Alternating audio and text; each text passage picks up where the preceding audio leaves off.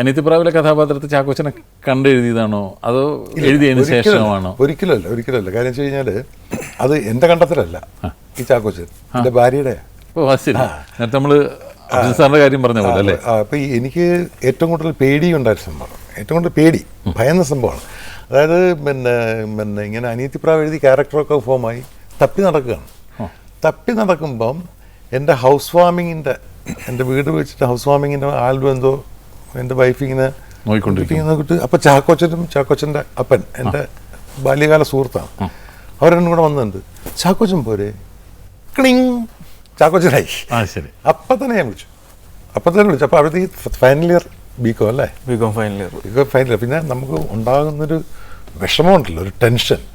അതായത് മൂത്ത മകൻ, 2 പെങ്ങന്മാർ, എനിക്ക് ആദ്യമായിട്ട് ചാൻസ് തന്നത് നവോദയ ആണെങ്കിലും ഞാൻ വർക്ക് പഠിക്കുന്ന ഉദയയിൽ നിന്നാണ്. അച്ചാരാമണി എന്ന് പറഞ്ഞൊരു ഇതിനകത്താണ്. അപ്പോൾ ആ അച്ചാരാമണിയിൽ 10-12 ദിവസം നിന്നിട്ടാണ് ഞാൻ ഡയറക്ഷൻ എന്താണെന്ന് പഠിക്കുന്നത്, മനസ്സിലാക്കുന്നത്. അതിന് എന്നെ കൊണ്ടുപോയത് ബോബൻ കുഞ്ചാക്കോയാണ്. അപ്പോൾ ബോബൻ കുഞ്ചാക്കോയും മോനെ വിളിച്ചുകൊണ്ട് വന്നിട്ടേ ഇത് എനിക്ക് സത്യത്തിൽ പുറത്തു പറയാൻ നാണക്കേടാണ്. കാര്യം വെച്ച് കഴിഞ്ഞാൽ മഞ്ഞിൽ വിരിഞ്ഞ പൂക്കളിൽ നിന്ന് മോഹൻലാൽ വന്ന് അഭിനയിച്ചു. അത് കഴിഞ്ഞിട്ട് 1 വർഷമൊക്കെ കഴിയുമ്പം മോഹൻലാൽ വലിച്ച ജീവിയുമായിട്ട് വാൾപോസ്റ്റിൽ വേറെ പടത്തിൻ്റെ ഇത് കണ്ടിട്ട് അയ്യോ ഇയാളുടെ ജീവിതം ഞാൻ തകർത്ത ഞാൻ ആലോചിച്ചിട്ടുണ്ട്. ഡിഗ്രിക്ക് പഠിക്കുന്ന സത്യമായിട്ട് ആലോചിച്ചിട്ടുണ്ട്.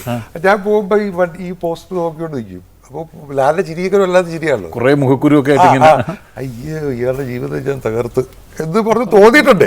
അപ്പൊ അങ്ങനെ ഒരു ടെൻഷൻ എനിക്കുണ്ടായിരുന്നു. ടെൻഷൻ ഉണ്ടായിരുന്നു. പിന്നെ ഈ ഇതങ്ങനെ തകർക്കാൻ പാടില്ലാത്തൊരു ജീവിതമാണ്. പക്ഷേ എനിക്കായിരുന്നു ടെൻഷൻ, പാച്ചിക്കയുടെ ജീവിതം ഞാൻ അല്ല. പക്ഷെ പുള്ളി വന്നു കഴിഞ്ഞിട്ട് ആദ്യത്തെ ദിവസങ്ങളൊക്കെ കഴിഞ്ഞിട്ട് തന്നെ ആദ്യ ദിവസങ്ങൾ കുറച്ചൊരു ഇതായിരുന്നു. പക്ഷെ അത് കഴിഞ്ഞിട്ട് പിന്നെ ടക്ക് ടക്ക് ടക്ക് ടക്ക് എന്ന് പറഞ്ഞ് കയറി എന്ന് പറഞ്ഞാൽ അസലായിട്ട് കയറി.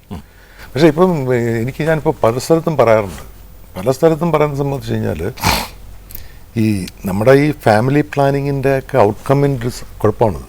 നമുക്ക് ഞാൻ സ്വതന്ത്രനായിരുന്നു, അങ്ങനെ ഫ്രീ തിങ്കർ. പ്രിയദർശൻ സ്വതന്ത്രനായിരുന്നു, ഫ്രീ തിങ്കറായിരുന്നു. സിദ്ദീഖ്, അങ്ങനെ ഈ കഴിഞ്ഞ തലമുറയിൽ വന്ന ഒരുപാട് പേര്. മമ്മൂട്ടിയും മോഹൻലാലൊക്കെ എത്ര ഭാഗ്യം ചെയ്തവരാ. മമ്മൂട്ടിയും മോഹൻലാലും കാത്തു നിൽക്കില്ല എഴുത്തുകാരിങ്ങനെ വരിവരിയായിട്ട് കാത്തു നിൽക്കുക. പാപ്പനംകോട് ലക്ഷ്മൺ മുതൽ MT വാസുദേവൻ നായർ, ടി രാമചന്ദ്രൻ മാഷ്, ഇങ്ങനെ വന്നു പത്മരാജൻ, ഫാസിൽ, ലോഹിതദാസ്, രഞ്ജിത്ത്, രഞ്ജി പണിക്കർ. പക്ഷെ ഇപ്പം ആ ജനറേഷൻ വരുന്നത്